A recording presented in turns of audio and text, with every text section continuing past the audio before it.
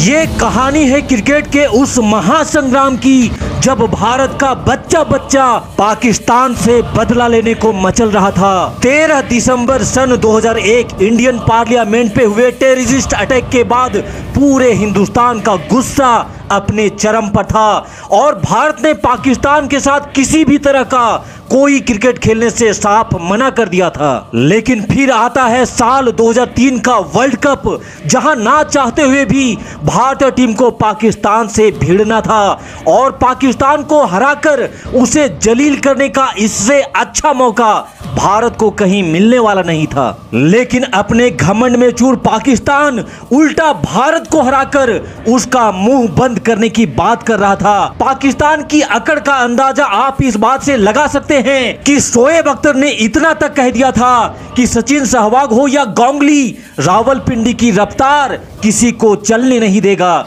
लेकिन जब रावलपिंडी का सामना सचिन से हुआ था तो सचिन ने शोएब अख्तर को आड़े हाथों में लेते हुए ऐसी कुटाई करी थी कि सचिन के धमाके से दहल गया था पूरा पाकिस्तान और डर से थर थर कांपने लगा था शोएब अख्तर। दोस्तों, क्रिकेट की सबसे बड़ी राइवलरी के महासंग्राम का पूरा हाईलाइट वीडियो हम आपको दिखाने जा रहे हैं, लेकिन आगे बढ़ने से पहले आपसे निवेदन है कि इस वीडियो पे एक लाइक जरूर दीजिएगा और जिन दोस्तों ने अभी तक हमारे चैनल को सब्सक्राइब नहीं किया है उनसे भी निवेदन है कि सब्सक्राइब वाला बटन भी दबाना बिल्कुल मत भूलिएगा। आपके प्यार और आपके सपोर्ट के लिए मैं सदा आपका आभारी रहूंगा। फिलहाल टीम इंडिया की दहकती आग में पाकिस्तान के घमंड को जला देने वाली इस धमाकेदार कहानी को शुरू करते हैं। महफिल सज चुकी थी और 2003 वर्ल्ड कप का आगाज हो चुका था और पूरी दुनिया की निगाहें भारत और पाकिस्तान के बीच होने वाले इस मैच पर थी, क्योंकि ये मैच महज कोई एक मैच नहीं था बल्कि ये टीम इंडिया की आन बान शान और स्वाभिमान की बात आ गई थी। मैच शुरू होने से पहले सड़कों पे पूरी तरह से सन्नाटा छा चुका था। लोग अपने अपने घरों में कैद होकर टीवी से चिपक चुके थे, क्योंकि हर कोई क्रिकेट इतिहास के इस सबसे बड़ी जंग को अपनी आंखों से देखना चाहता था। एक तरफ जहां शोएब अख्तर मीडिया में बड़ी बड़ी बातें कर डींगे हाँक रहा था, वहीं क्रिकेट के भगवान सचिन शांत दिमाग से चुपचाप मैच से पहले भी नेट पर प्रैक्टिस किए जा रहे थे। और फिर इंतजार की घड़ी समाप्त होती है और दोनों टीम के कप्तान टॉस के लिए बीच मैदान पर आते हैं,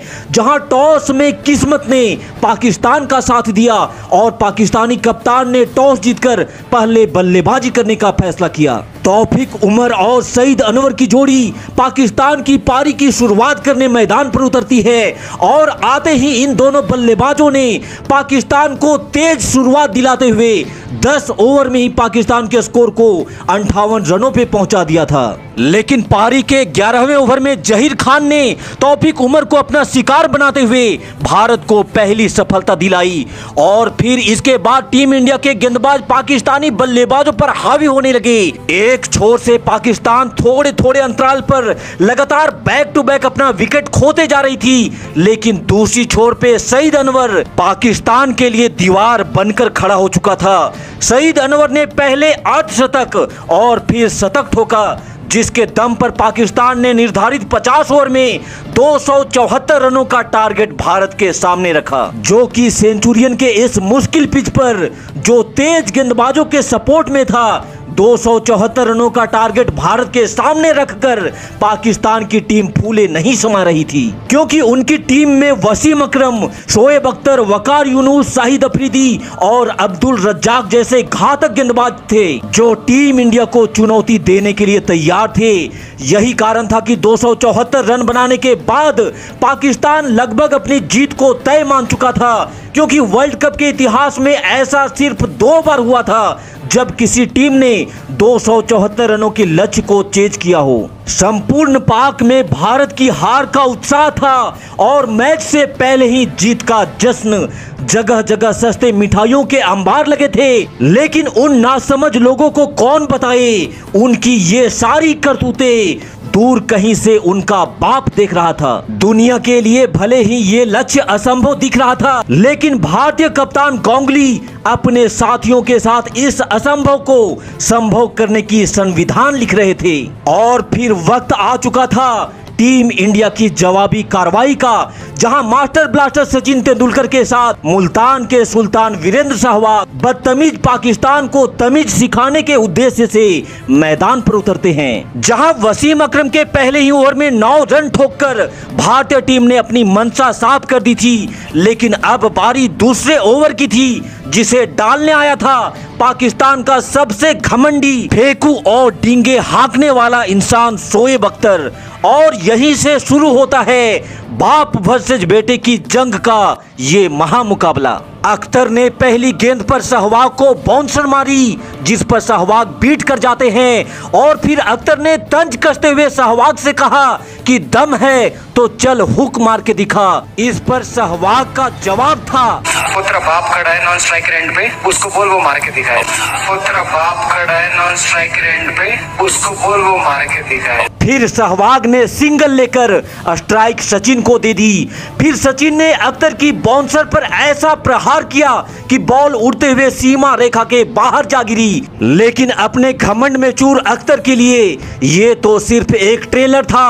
और फिर सचिन ने अख्तर को आड़े हाथों में लेते हुए बैक टू बैक 2 चौके और ठोक डाले। भारतीय टीम को जिस विस्फोटक शुरुआत की जरूरत थी वो मिल चुकी थी, क्योंकि टीम इंडिया का स्कोर महज 5 ओवर में ही 50 रनों के पार जा चुका था। लेकिन तभी विस्फोटक वीरेंद्र सहवाग 14 बॉल में 21 रन बनाकर वकार यूनुस के शिकार बन जाते हैं। सहवाग का ये विकेट टीम इंडिया के लिए एक बहुत बड़ा झटका था, लेकिन भारतीय टीम को इससे भी बड़ा झटका तब लगता है जब नंबर 3 पर बल्लेबाजी करने आए कप्तान गांगुली भी बिना खाता खोले ही पवेलियन वापस लौट जाते हैं। बैक टू बैक 2 विकेट लेकर पाकिस्तानी गेंदबाजों का घमंड सर चढ़कर बोलने लगा था। लेकिन तब संकट की इस घड़ी में दूसरे छोर से सचिन का साथ देना शुरू किया था मोहम्मद कैफ ने। और फिर सचिन ने वकार यूनुस और शोएब अख्तर को क्लच में लेना शुरू कर दिया।